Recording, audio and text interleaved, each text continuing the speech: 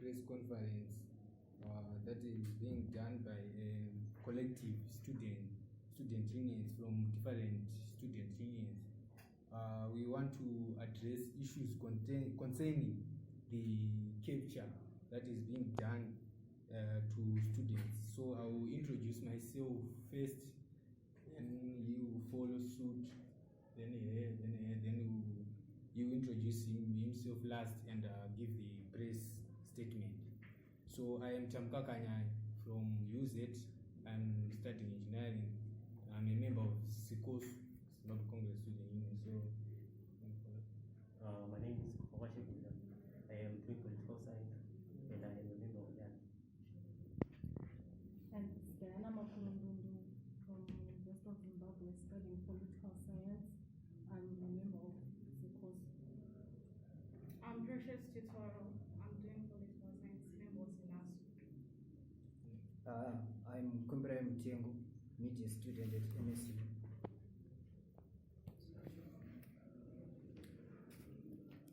Thank you, members of the media, for attending our press conference. We're a group of students affiliated to various student bodies in Zimbabwe, like ZINASU and SICOSU. We gather today in unity, beyond political affiliations, with information about third forces that have hijacked student activism in our country. We are convinced that this information will go a long way in enlightening our fellow students in Zimbabwe and even abroad, as well as all stakeholders at large. Without wasting much time, let it be known that the United States of America has also roped in student activists in a bid to destabilize the peace in our country. We would like to share this information based from an encounter that one of us here has had with the American Embassy. Let it be known that there is a student desk from which people like Charles Magongera and Sizani Weza are Zimbabweans employed by US Embassy to coordinate programs, together with some black foreigners whom you can't even suspect that they are foreigners.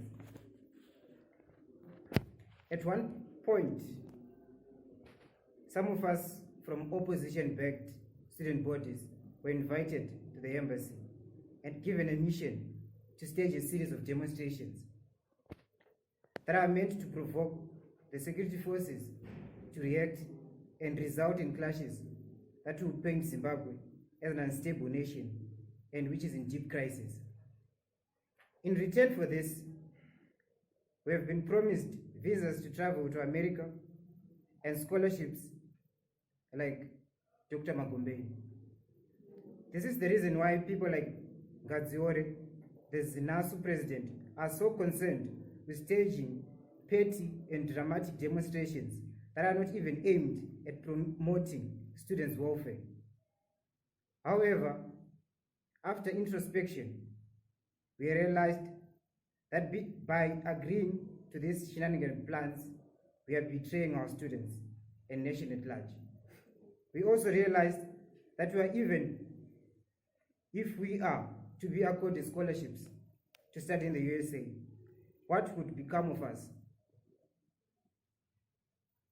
after completing our studies? Being in exile over petty issues is something that we are not prepared for. We also realized that we are moving away from genuine issues affecting students and chasing after selfish regime change agendas. We also noted with concern that people like Ngadziore are being remotely controlled by senior activists. We are concerned that this is a ploy to prevent the production of capable leadership of students who will graduate into national leaders. You will need to know that the recent actions, Gadziore, are not expected from a student leader and an intellectual. After being warned by the courts that he wouldn't be near the Impala premises within the range of 100 meters, he goes for 105 meters, an irrational act at a clear sign that he is being remote controlled.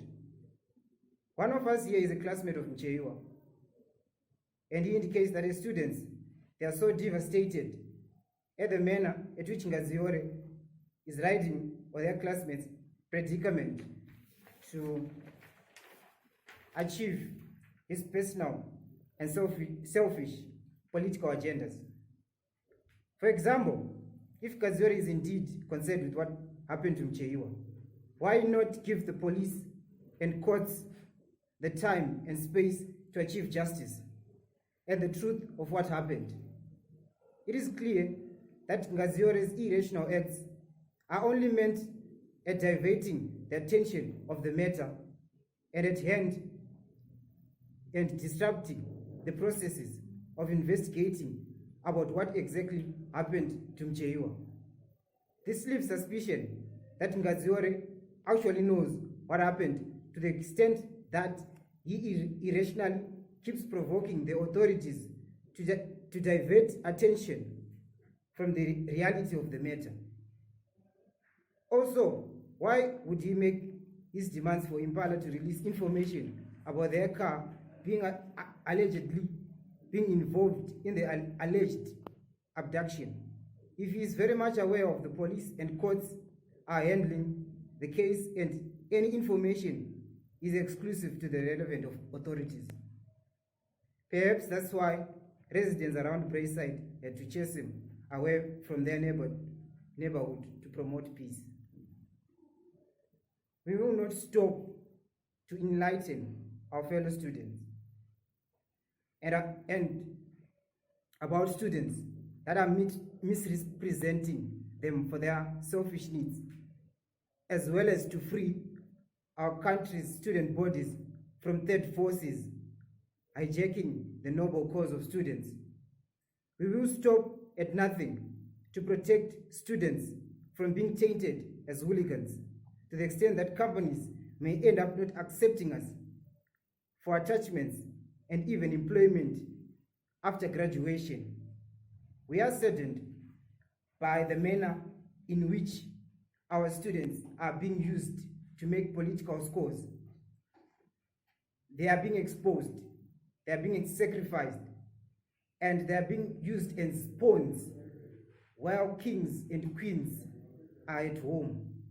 So we are calling for students to respect the law and to focus more on representing student issues and not national issues. We are yet to grow, and we will reach a time that we will be able to tackle national issues. But at this point in time, we are representing student issues. There is a time for everything, and this time around, it's time to represent students' affairs, not national affairs. A time shall come when we shall be representing those concerns. That is why there is leadership in this country that is representing those people who are elected through a due process. So we call our students and young people at large to respect the law, to show obedience, to be obedient to the law.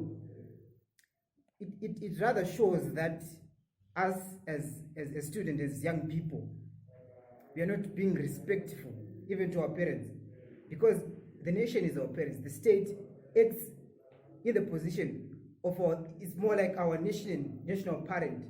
But now, it shows us even at home, we are not respecting our parents if we are not respecting the law. So I call upon our young people to respect the law and respect elders. As young people, we're also guilty. If we look what happens these days on social media, elderly people, you see us young people, we are using toxic language even to elderly people who are even older than our grandparents, but we use toxic language, violent speech. This violent speech that is turning around into actual violence. So I'm calling for our young people to use social media respectfully.